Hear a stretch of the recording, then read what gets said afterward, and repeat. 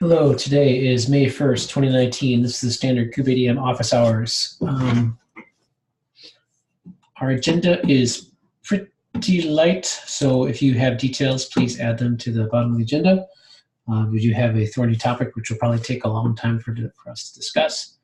But the first one we have up was a carryover from last time, and I don't see Fabrizio here with regards to this issue, so we'll just punt that one, and if he shows up, we can talk about it. Next up, Lubomir, disable static pods and worker nodes by default.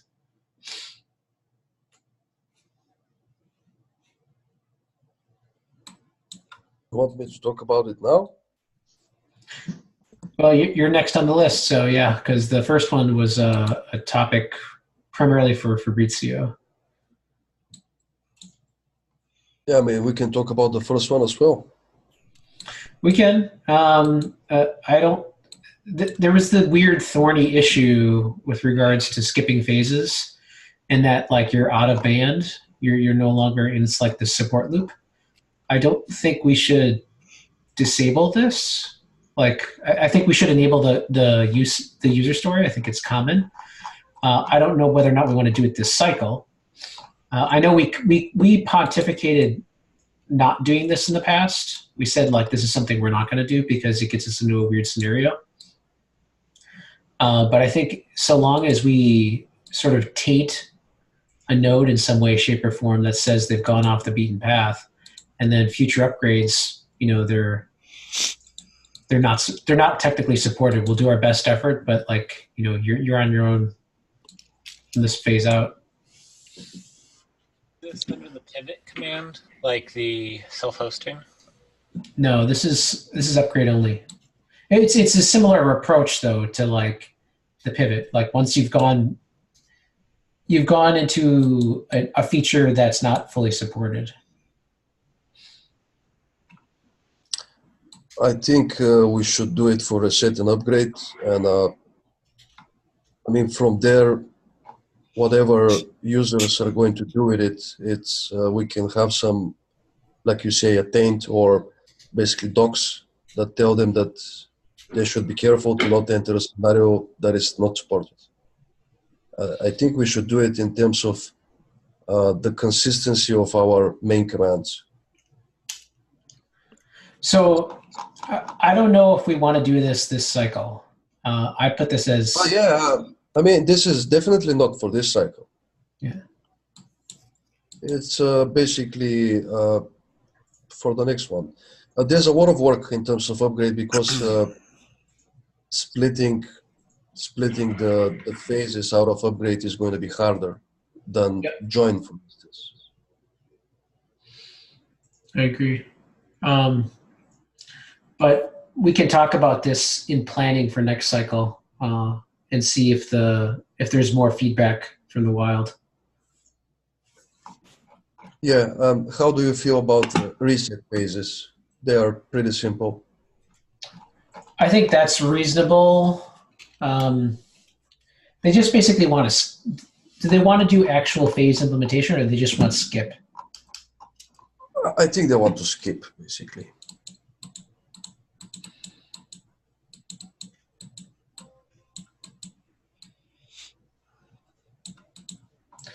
I don't see how we can not do both, though.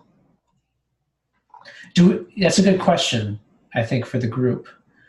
Do we want to have the capability to have arbitrary execution of phases, or should we just want to skip phases for those two subcommands? And it makes sense to have the arbitrary execution of phases. But there's only so many things that we do in join and in reset. There's probably going to be someone that is going to find upgrade and reset to be, you know, executable in phases for some reason. So it feels to me like it's a nice to have. Okay. To be able to execute.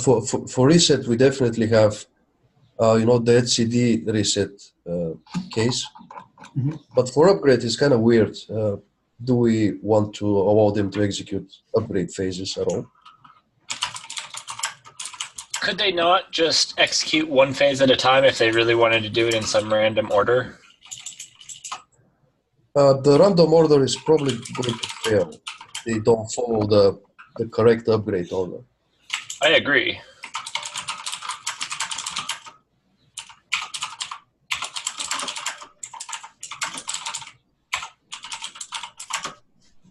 All right, I created a 116 milestone for starting to triage stuff that we might think is important for next.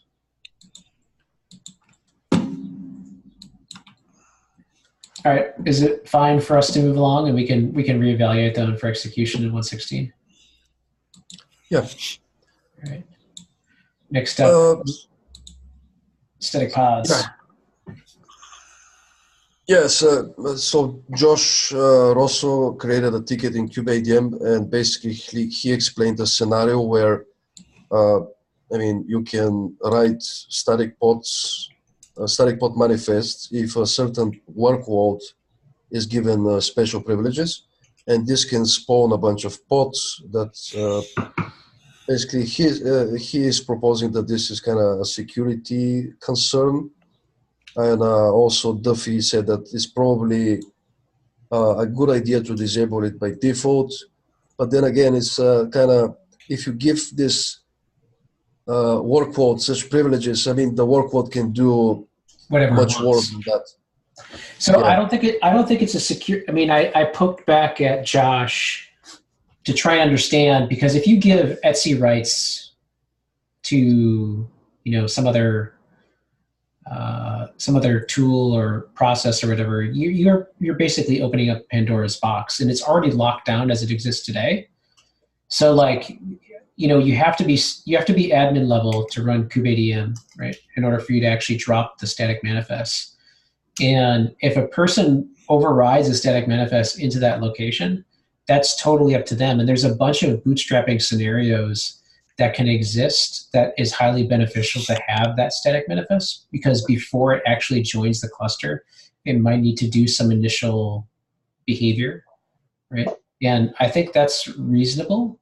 And there's a couple people who commented that they use this. I don't think their use case is necessarily the example one. Actually, it is. This is a precondition. The OBS Azure pod can't be running, right? Yep. So there's a bunch of preconditions that exist. So I don't know if we can actually disable this. It's not a question of disabling it permanently. It's basically they are suggesting to toggle it off by default by not setting the path. I think you would invert that. You would have an option for people that wanted to disable it. Otherwise, it was on by default, like it currently exists today. Yeah, because it's not as high security risk. It's up to the operator anyway. Yeah, so if people want to disable that feature, that seems reasonable. And you could do that. You could actually do that via args to the kubelet today, can't you? Yeah, if you overwrite or via config, if you basically change the value to an empty string, I think is going to disable the static pod. Yeah, so you actually already have an option to disable this, and if people care about it, about disabling this by default, if they have a best practices for their deployment, they can do this already today. So I'm inclined to write that up and then probably close this issue. We are probably going to fail one of those CIS reports because of this again. CIS reports. Is that really appropriate though? I don't know. I'd have to take a look at the CIS benchmarks. Yeah, we are failing multiple aspects there that I don't agree with. This is probably going to be one of them. I need to check with Nadir. We spoke about it. Okay. Yeah. We should cross-link the issue then and see what the actual core detail is there. Mm-hmm. But does that seem like a reasonable approach to have the recommended exit strategy be, disable? Because you'll pass the CIS benchmarks if you specify this by default for your for your environment. Yeah, the benchmarks are complaining about our defaults, but I'm not even sure if this is part of the benchmarks, and I need to check. Okay. Why don't we do that, and then we can come back to it, and I'll write up what I just said earlier after this meeting. Okay. All right. So this is the one that will probably take up most of the meeting. Is Ross on the call? Yes, he is. You know, Ross, I, and Lumumir had lots of comments on this, and so did, sadly, Fabrizio is not here, but he also had a bunch of comments too as well. I don't know if he actually put them into the doc or not yet. So how do we want to proceed with this? I think there's like chunks of work that we're absolutely happy with taking on. But some of the changes that are outlined in this CAP,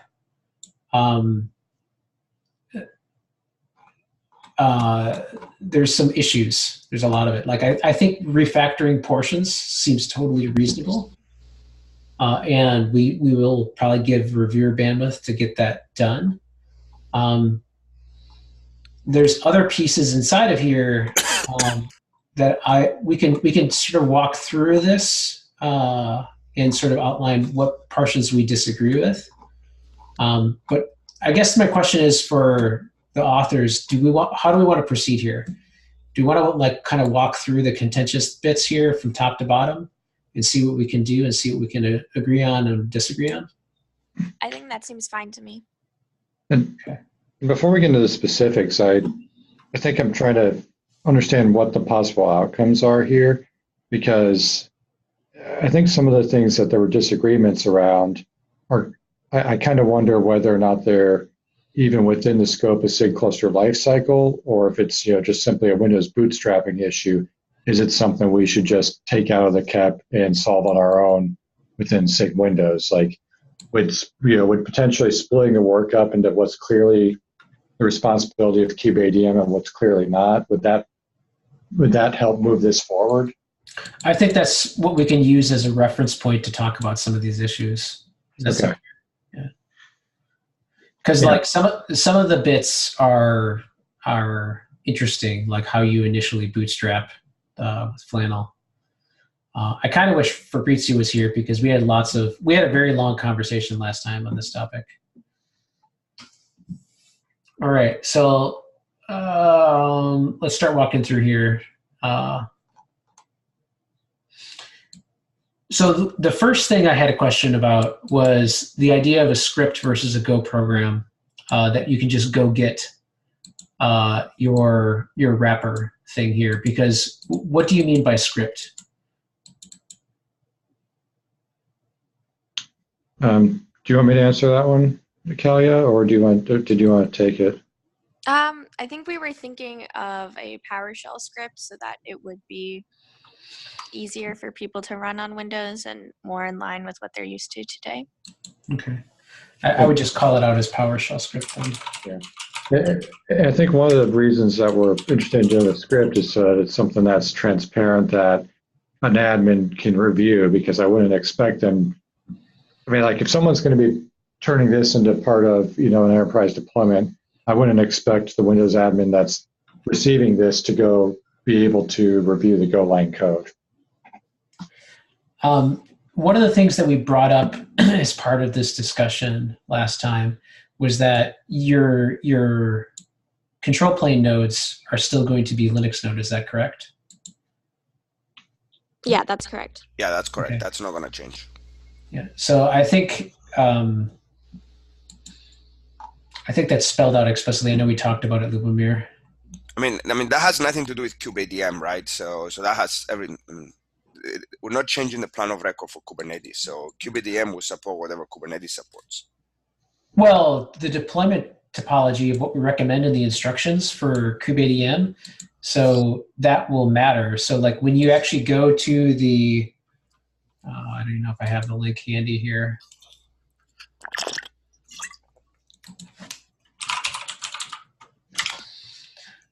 Yeah, so like when you actually talk about deploying cluster, there needs to be a page associated with this that basically spells out the details for bootstrapping clusters with kubeadm, right? They'd have to basically set for Windows, and this documentation will have to be modified. Yeah, that's fine.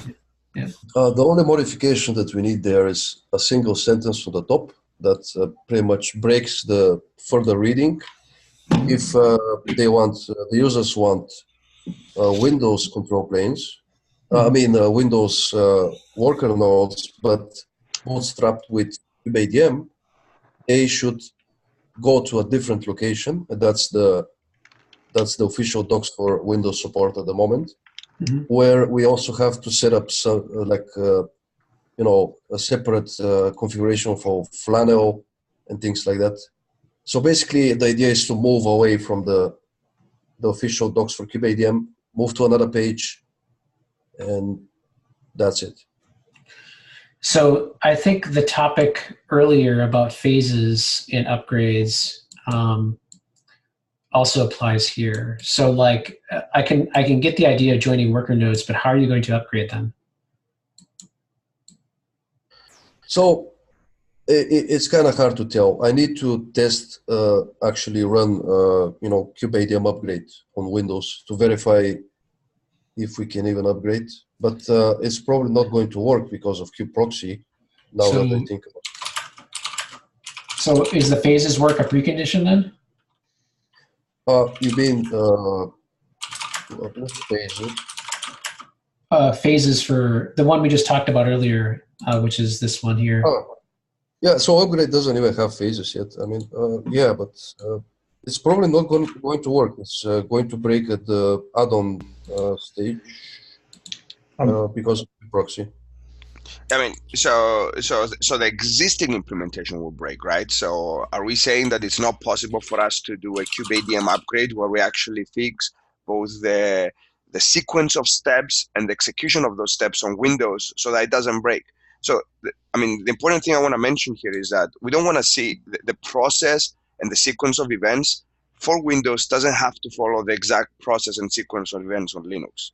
There are different operating systems. They have different requirements. Yes, they both run a kubelet and a kubeproxy, but how those things run, how they're provisioned is different. I think we should go back to the topic of should we even consider the alternative of not running the kubeproxy and Flannel as services and instead run them with I don't understand the alternative is using gRPC or something. Maybe Kalia can comment on that. I don't think that's an option. Services is the best way to run that process on Windows to make sure that it has resiliency and continues to stay up and running. So I think that's a non-starter. But services can be controlled. You can control how they get stopped. You can control how they get upgraded. You can control how everything gets executed on them. So I don't personally see it's an issue, right? I mean, this is a problem that people have figured out how to upgrade services and how to upgrade binaries on a node for a long time on Windows. So this is a solvable problem. It might not be solvable the same way as on Linux, but this is a solvable problem. So can I ask a clarifying question here? So on Linux, does kubeadm upgrade ever talk to a package manager to upgrade the kubelet or kubeproxy?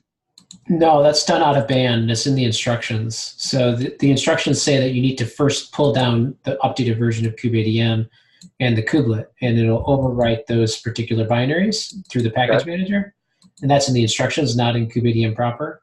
And then when kubeadm upgrade works, it basically modifies the manifests. But it's important to note that kubeproxy would be updated by kubeadm upgrade, right? It's correct. Because that's run as a privileged container. It's run as a daemon set. Yeah.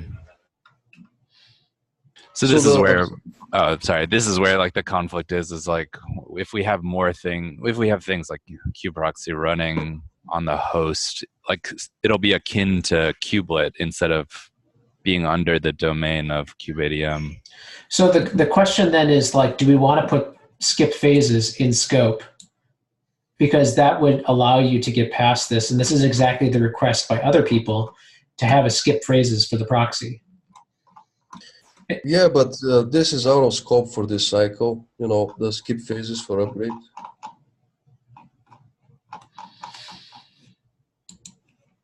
We'd have to talk with Fabrizio, to be honest. Let me ask a different question. kubeadm, do you have the ability, maybe not skip phases, but just not implement the phase for us for the Windows implementation of that interface?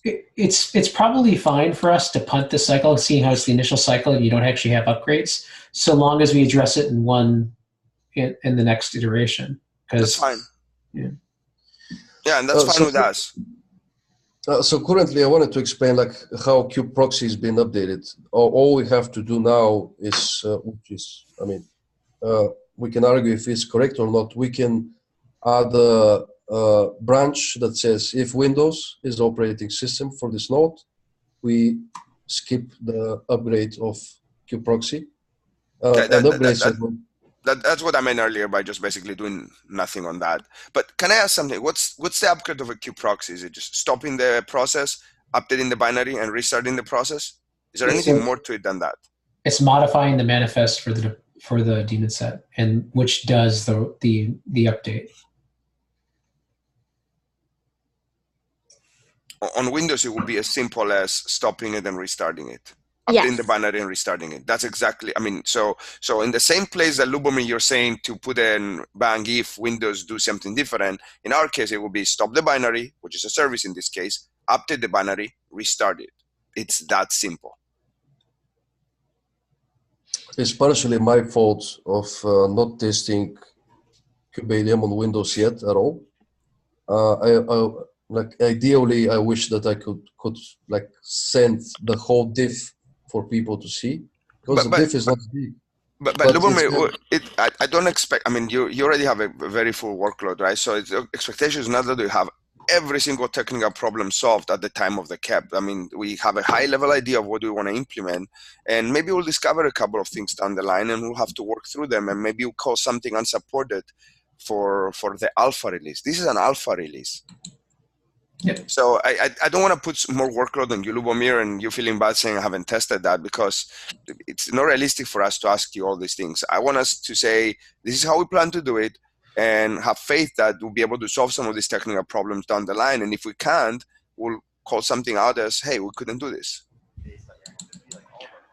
I think the tricky bit is just like, so kubeadm is like designed with, taking advantage of certain features to work, and I don't want to go down like too far down the road of like wildly diverging that approach for Windows, if it just starts like scripting processes on the host instead of like using daemon sets. I don't know. It's a big divergence in behavior.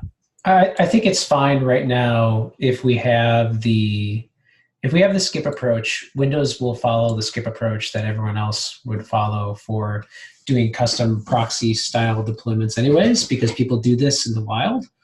And I'm fine with that. I just want to make sure that we use the same patterns that you would use on Windows that you would use for other deployment scenarios.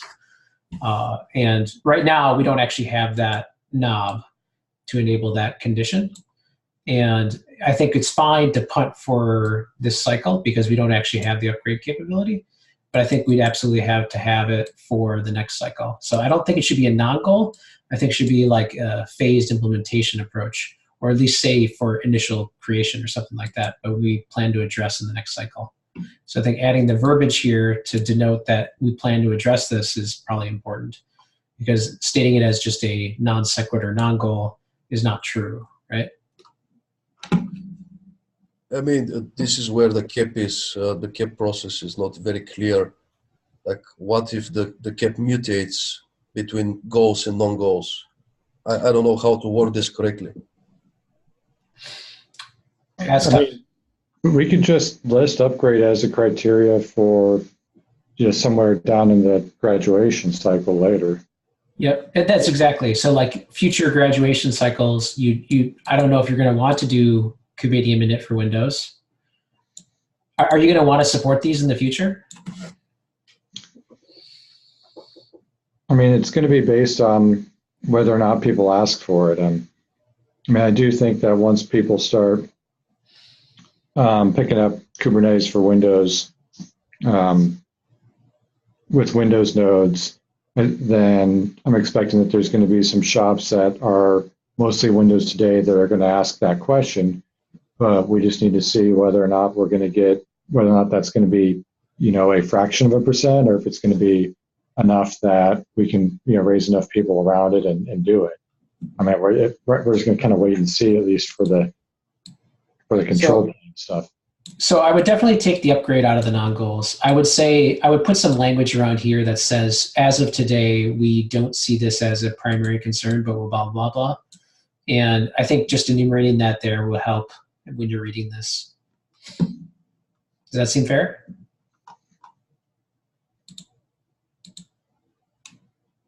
Because to the average reader, it basically says, like, you're not going to ever do this. Sounds good. Okay. We talked about the script, execution of the script. I don't think there was main issues here about the workflow that was outlined. I think that's reasonable. kubeadm manages the start and stop of the kubelet service. This is the initial startup of the kubelet itself. And this is where it gets a little bit weird with the details. We could probably wrap the systemd behavior into if Windows clauses for initial start and stop, but I would probably do that in the utilities portion. So we already have the wrapping, the multi-OS wrapping. It's done somewhere in the package for the. So the package under init system. So if the operating system that currently is running on the node, if we do start service kubelet, it's going to behave differently between Windows and Linux.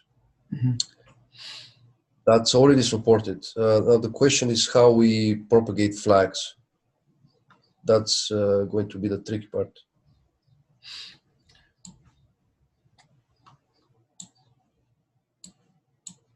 So I'm just reading here. kubeadm is quite coupled to systemd at the moment. This file shows some of the kubelet flags that are Linux bound. So it's basically the Linux overrides, or the overrides for the kubelet flags.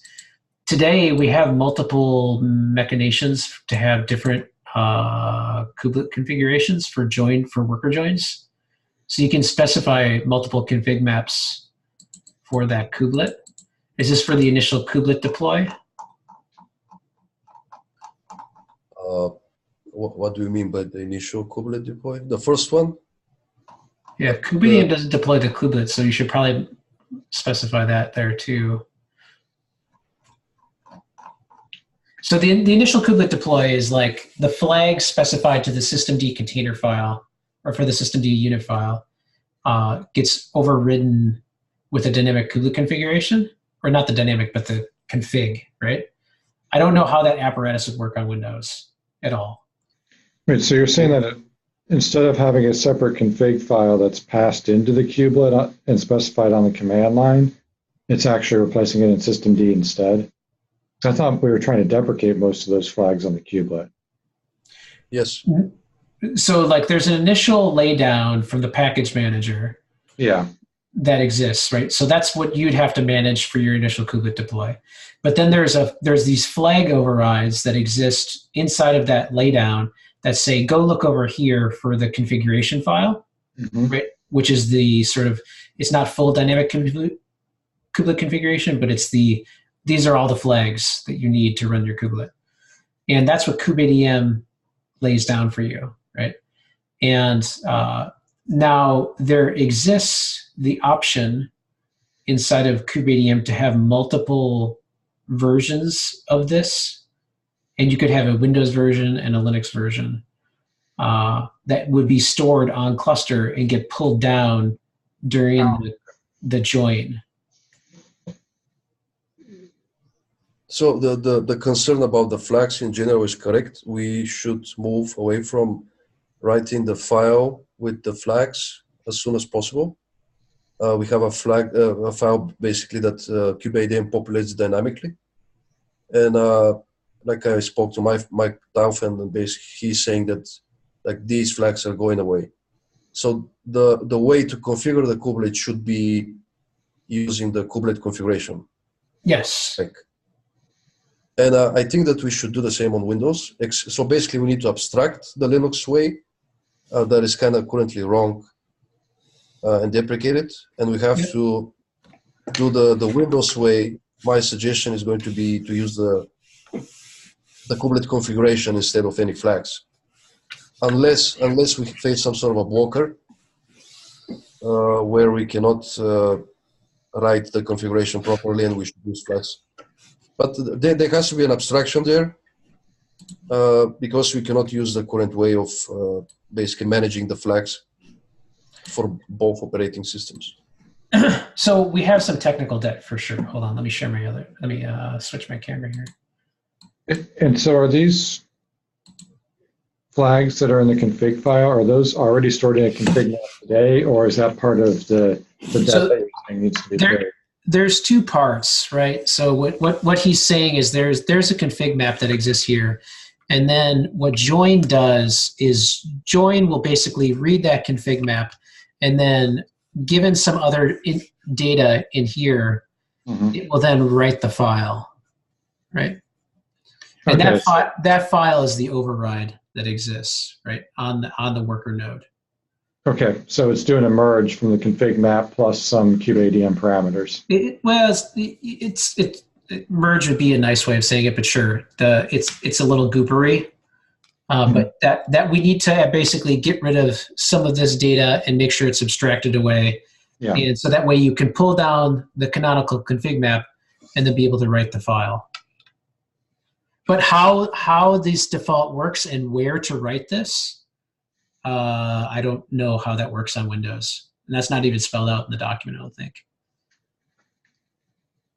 Well, that's part of the problem, of the chicken and egg problem, is that I cannot spell this out unless I test it and find the best way of doing it.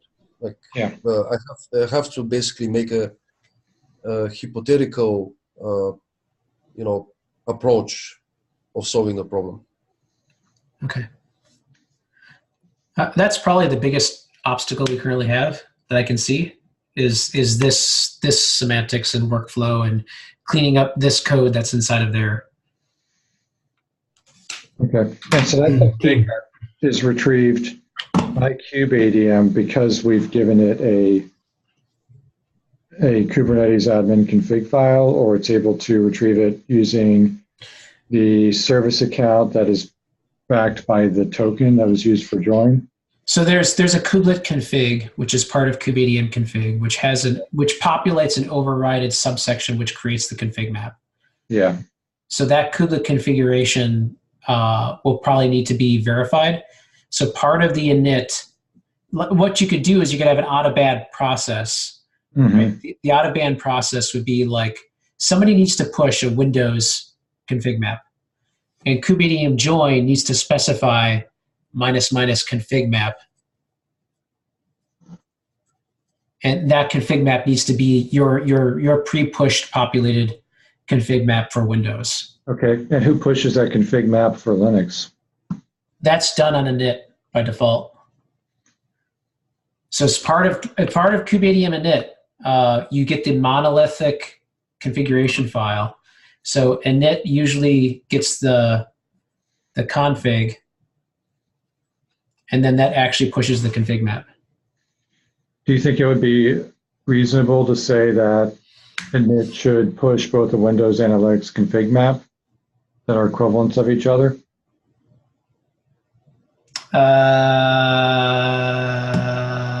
Perhaps. I think it's going to... If there is a way to create the config for Windows from the config for Linux, yes. Yeah.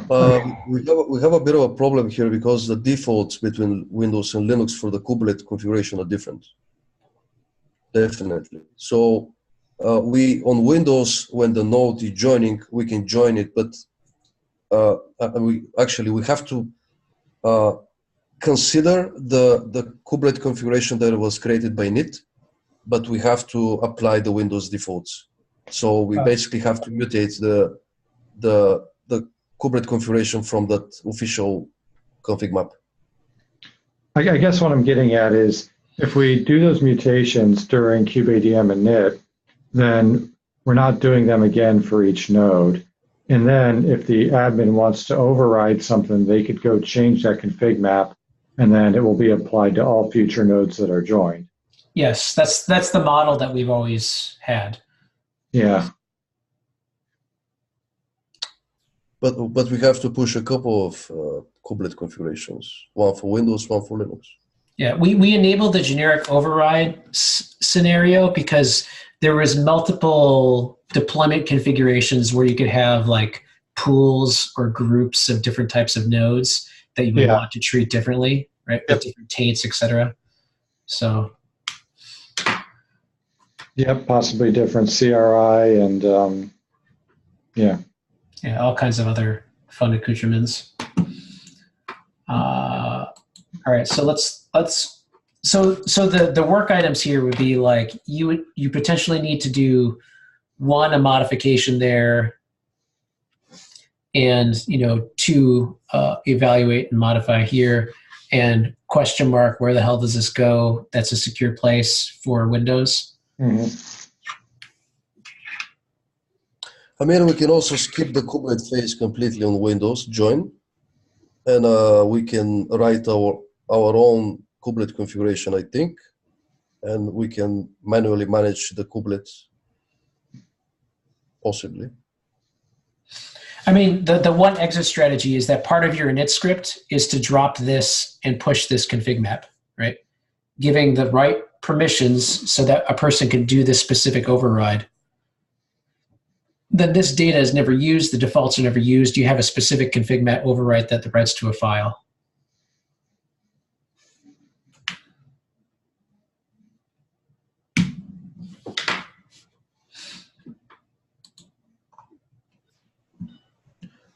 So yeah, the kubelet configuration is trickier than planned, definitely. Fabrizio, did this match with your knowledge? Yes, it maps. Only one that I want to highlight is that currently what we do on nodes, that is to use environment variables as a pro, because basically the kubelet on node links the config map in the cluster that is shared across of node and use environment variable to apply node specific parameter. And this allows basically to share a configuration between multiple nodes. And if you update this configuration, then restart the nodes, you can apply the same change to all the nodes. If instead we are going to drop away the environment variables and basically duplicate the config map on each node, we are losing this kind of dynamic kubelet config. Yep. Yeah, but the flags are going away, so we have to do it anyway. The flags for the kubelet are being deprecated for like the past 4 cycles.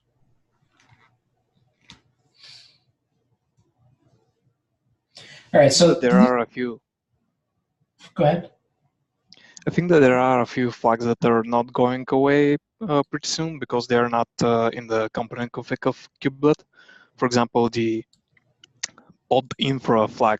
So basically the pose image override flag for the kubelet is not going away because it's basically part of the Docker shim. So also the flags that are part of the Docker shim of kubelet are not present in the component config and not going away. But the Docker shim is going away. Hopefully. Right. Well, not for 15 because nobody's pushing that kept implementable.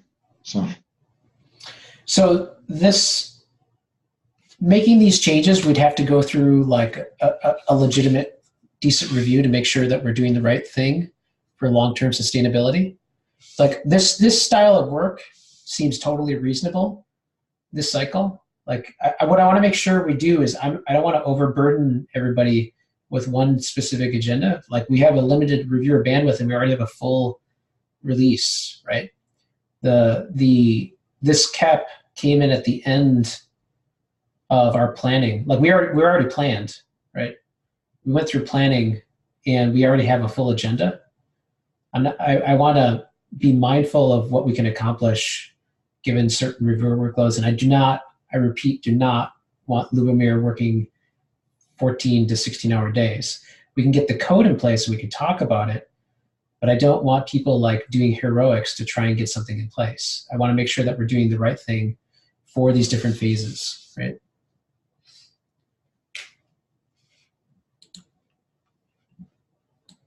This is tricky too. Who's the reviewers from the kubeadm cluster lifecycle team that are able to review things like this? Primarily Lubomir, myself, and Fabrizio are the three. Rusty as well, he has some experience with Windows. So we have 4 people that can review things.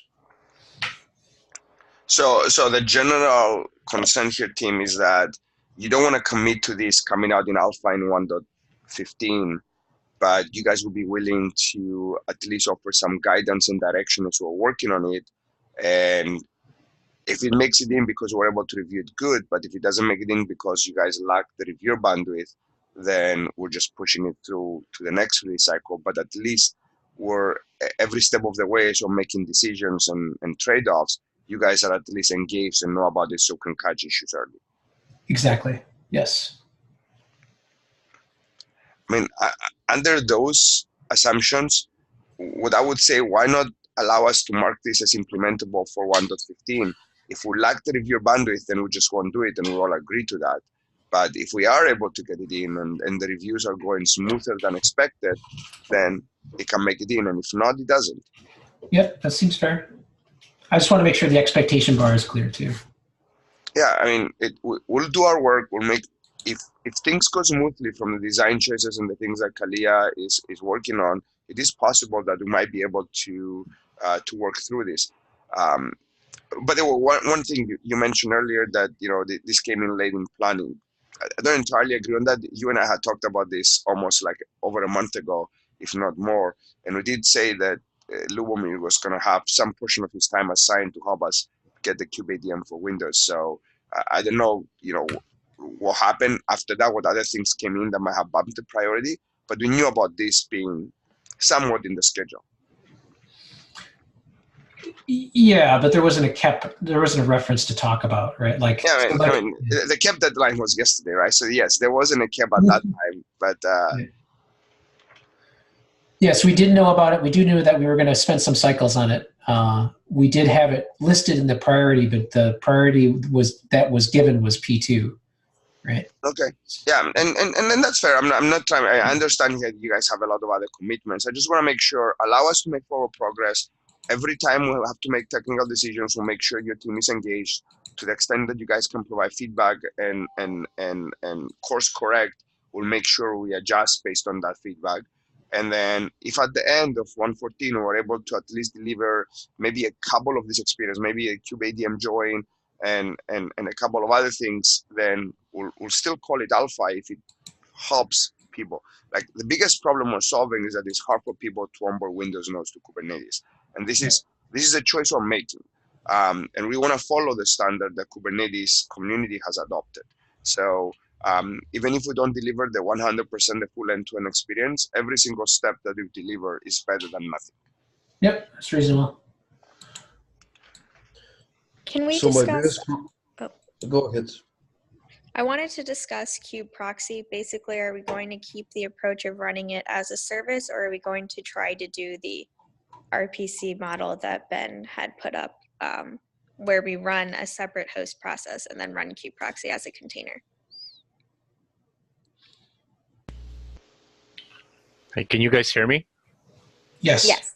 Yeah.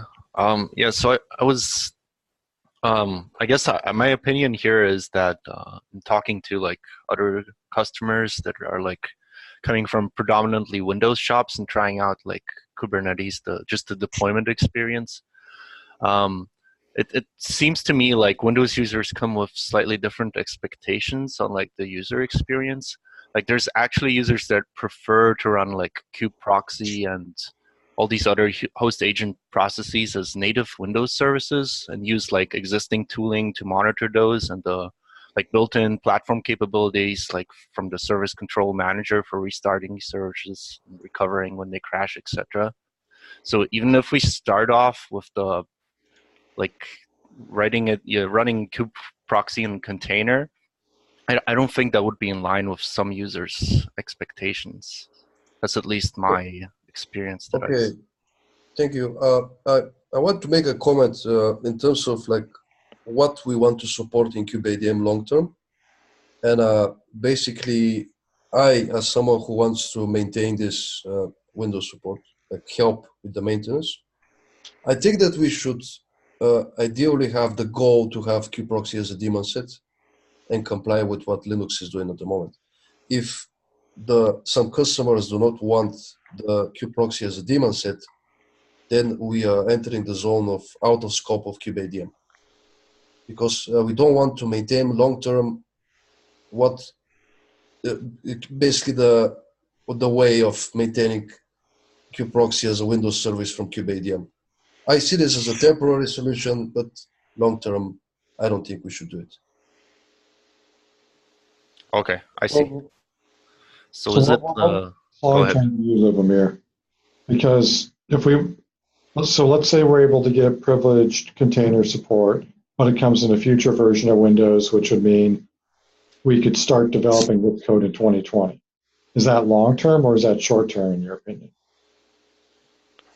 That's pretty long time. I mean, it's but so that's the for reality of Windows, right? Yeah. So I mean, it's not something that's going to come out, and I mean, there's absolutely nothing that will come out within a year or so. I mean, we're asking for fundamental changes to be done to the operating system, then in the SIG Windows to adopt that and then deliver that in Kubernetes. This is not, we're dealing with an operating system that has cycles that last for a pretty long time. So we just want to be realistic here about the expectations. Yeah, that's why I propose to manage kubeproxy from the script, so that we don't have to manage this script, this code from kubeadm. But if we have to maintain it for 1 year, and if Windows containers delay for 5 years, the privileged containers, maybe it's a problem if we have to maintain it for that long, because you're already imposing some sort of a workflow to the users. Why don't we? Yeah, why don't we say that as there's the listing of criteria in the KEP for graduation to full support. So if we have it as alpha and we leave it as alpha, we can maintain the breaking compatibility or whatever for a period of time. So just add it as a graduation criteria in the bottom portion of the KEP itself. I think that's a reasonable expectation, right? I think that's a reasonable expectation, but I also think that in certain cases, I understand the context under what Lubomir is coming from, that having this uniformity of how you're managing assets and kubeproxy in this case makes sense to have that. But the spirit of the request, sometimes you're going to encounter difficulties, and in this case with Windows, it's just a different operating system. There are different assumptions under the cover. So us trying to apply this uniformity might not make sense long term. There's other questions that need to be asked, which we can't answer right now, such as like provenance and installation path from the community. Like, where are they going to obtain the binaries, and how is the installation scenario going to exist for them, right? Like, we need to have... The binaries are going to be obtained from the same place that you get the Linux ones. There's no different than that. The only difference is how do you start those binaries, how do you configure them, and how do you stand up the node. That is really the only fundamental difference here. Yeah, but we need to maintain and support that route, so it's a good user experience for the community, right? Like, we need to have, like, dare I say it, which I don't ever want to dare say again because I wrote one a long time ago, would be like an actual installer, right? And I'm not a huge fan of creating installers, but like, I think that's the expectation for the user experience. So that way it's clear from get a Kubernetes 1.14, there's a well-defined Windows installer that does the things they need for them.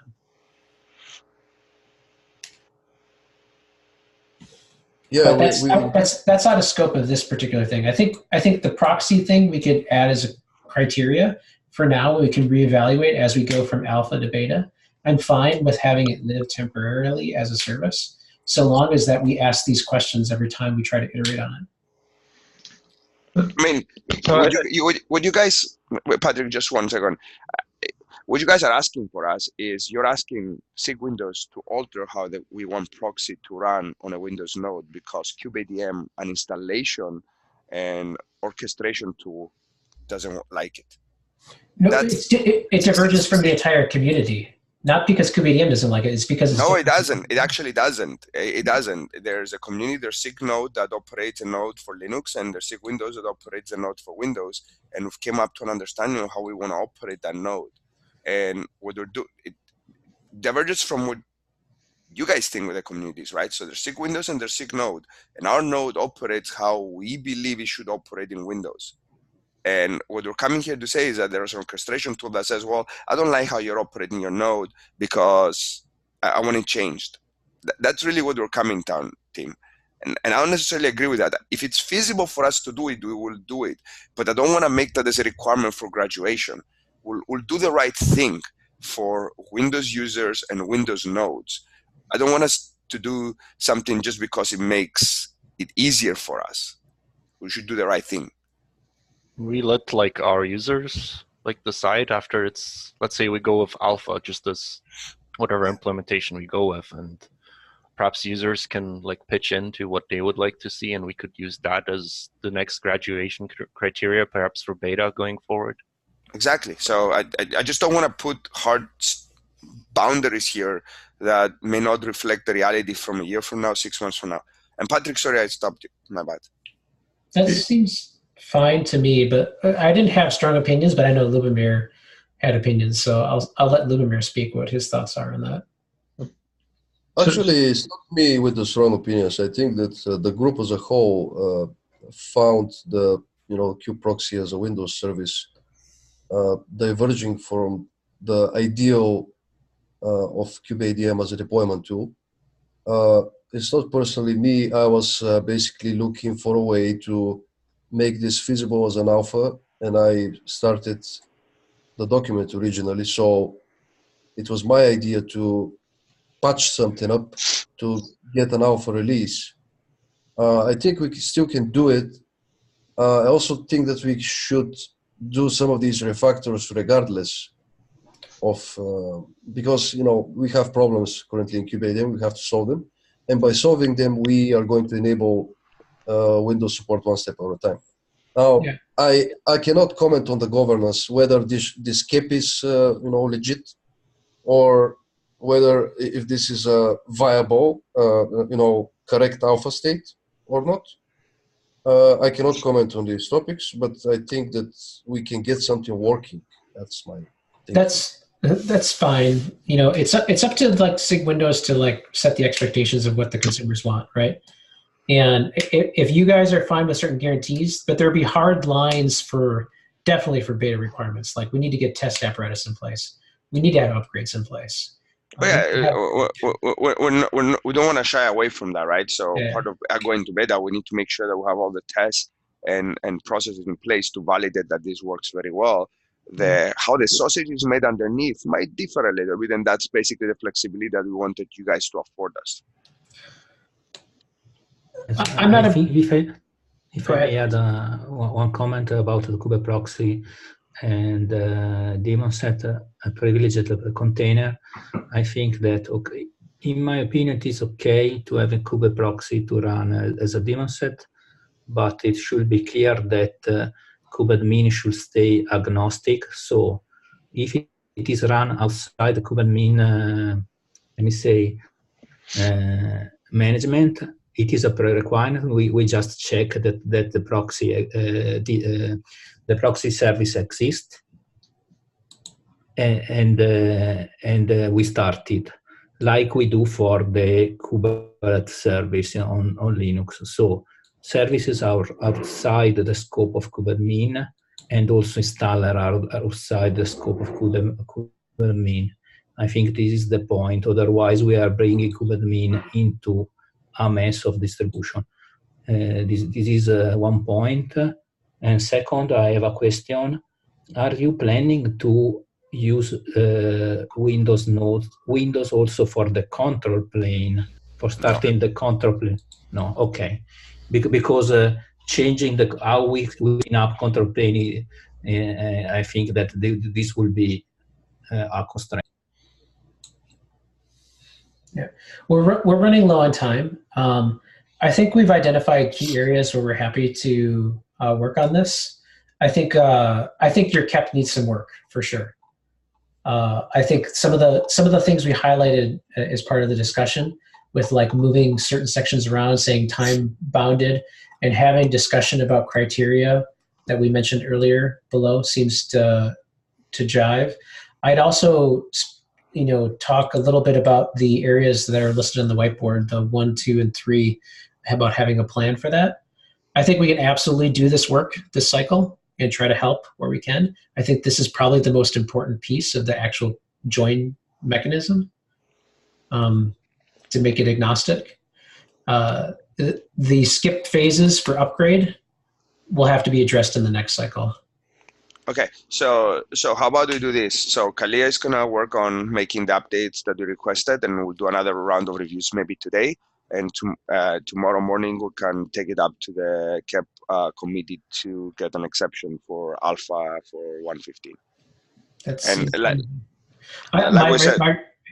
My request though for next cycle, please attend the planning meeting that we have in the beginning of the cycle, so that way we know what we're going to try to do, and we can help guide you early on before we commit to a bunch of other stuff. Yeah, I mean, I don't know when the planning meeting happened. I know we were engaging with Lubomir for a while now. I didn't know when the planning meeting happened, but yeah, if you Kalia is probably gonna be a little bit more involved in your SIG, so we'll get the heads up next time. Yeah. Yeah, I'll update the KEP today. I think I'll need some of Lubomir's help for the verbiage for the more kubeadm specific parts, and I'll be more specific for the networking components. And Kalia, one thing, be very clear about what that alpha will include, right? So alpha will include X, Y, Z, join, this and that. That way, it's we like what the team mentioned, that time bounding and the scoping is there. That will help us also time bound what the reviews will look like, and then it will also time bound what we can deliver. Yeah. Okay. I got a really quick tactical question if you have time for it, and that's directly related to this. I noticed that Minikube now relies on kubeadm init, but I could not find a way to get it to work with Flannel. Who would be a good person for me to talk to about that? Because if we have that working, I think that could help us bootstrap this effort and experiment it quicker by being able to spin up a single Linux node very quickly. Talk to Thomas. Just poke me on Slack on the Cluster Lifecycle channel, and I'll direct you to Thomas. Thomas is the lead from Google for Minikube. Okay. But am I correct in understanding that Minikube did switch to doing a kubeadm init-based deployment? Oh, that was a long time ago, like on the order of a year plus, yeah. Okay, yeah. Well, I haven't checked it in over a year, so. Okay, excellent, thanks. All right. We are out of time, so we're gonna have to take it to Slack and the mailing list. So if folks have questions, comments, complaints, concerns, feel free to poke us on Slack, and we'll try to get this thing turned around as quickly as we can and try to get something into for 115. Thank you for your time, and sorry for some of the heartache. Thank you, Lubomir. Thank you, team. Okay. Bye. Thank